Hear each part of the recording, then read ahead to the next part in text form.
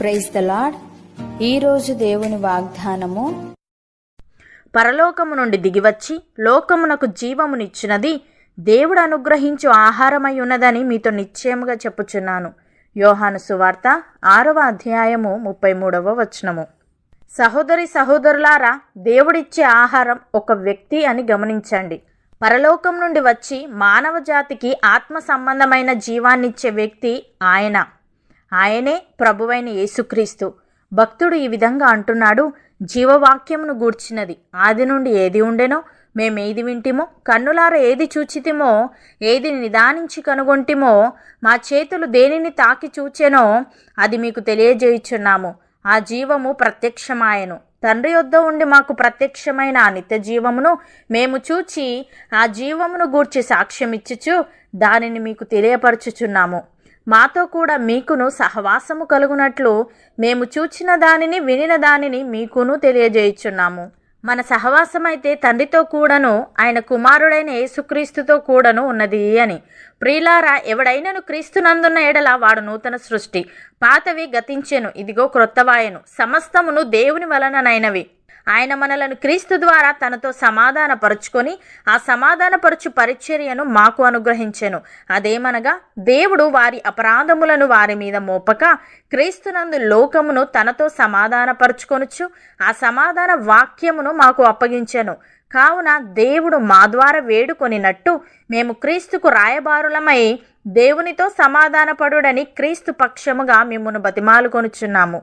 ఎందుకనగా మనం ఆయన యందు దేవుని నీతి అగునట్లు పాపమెరుగని ఆయనను మన కోసము పాపముగా చేసెను. యేసయ్య ఈ విధంగా అంటున్నాడు, జీవాహారము నేనే. నా యొద్దకు వచ్చువాడు ఏమాత్రమును ఆకలిగొనడు. నా యందు విశ్వాసముంచువాడు ఎప్పుడునూ దప్పిగొనడు. మీరు నన్ను చూచి ఉండి విశ్వసింపకయున్నారని మీతో చెప్పితిని. తండ్రి నాకు అనుగ్రహించు వారందరూ నా యొద్దకు వత్తురు. నా యొద్దకు వచ్చువానిని నేనెంత మాత్రమును బయటికి త్రోసివేయను. నా ఇష్టమును నెరవేర్చుకొనుటకు నేను రాలేదు, నన్ను పంపిన వాని చిత్తము నెరవేర్చుటకే పరలోకము నుండి దిగివచ్చితిని.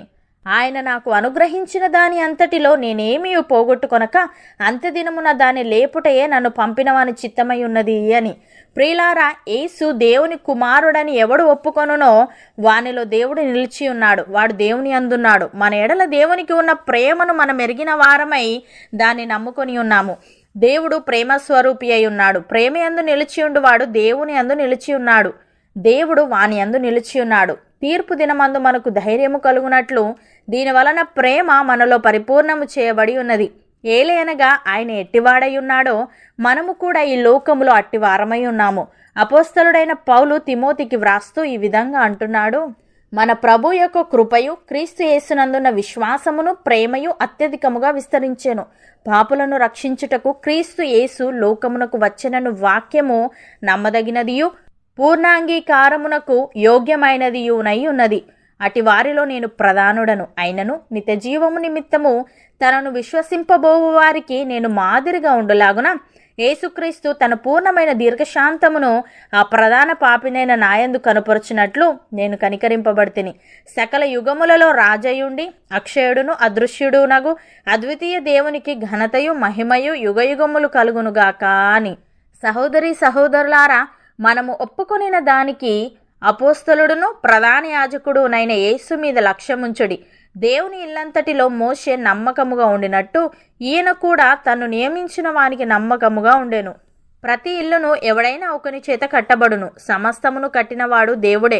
ఇంటికంటే దానిని కట్టినవాడు ఎక్కువ ఘనత పొందినట్టు ఈయన మోషే కంటే ఎక్కువ మహిమకు అర్హుడుగా ఎంచబడెను. ముందు చెప్పబోవు సంగతులకు సాక్షార్థముగా మోషే పరిచారకుడై ఉండి దేవుని ఇల్లంతటిలో నమ్మకముగా ఉండెను. అయితే క్రీస్తు కుమారుడై ఉండి ఆయన ఇంటి మీద నమ్మకముగా ఉన్నాడు.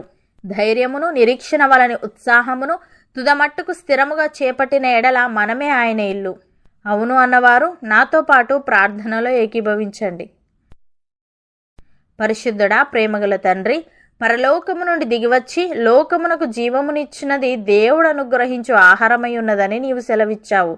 తండ్రికి స్తోత్రములు. దేవా, నీవిచ్చే ఆత్మ సంబంధమైన జీవాహారాన్ని మేము భుజించే వారముగా ఉండుటకు సహాయము దయచేయమని, మా ఎడల నీకున్న ప్రేమను మేమెరిగిన వారమై నీ ప్రేమయందు నిలిచి ఉండుటకు కృప చూపమని ధైర్యమును, నిరీక్షణ వలని ఉత్సాహమును తుదమట్టుకు స్థిరముగా చేపట్టే జీవితం మాలో ప్రతి ఒక్కరికి దయచేయమని యేసుక్రీస్తు నామమున ప్రార్థిస్తున్నాము తండ్రి.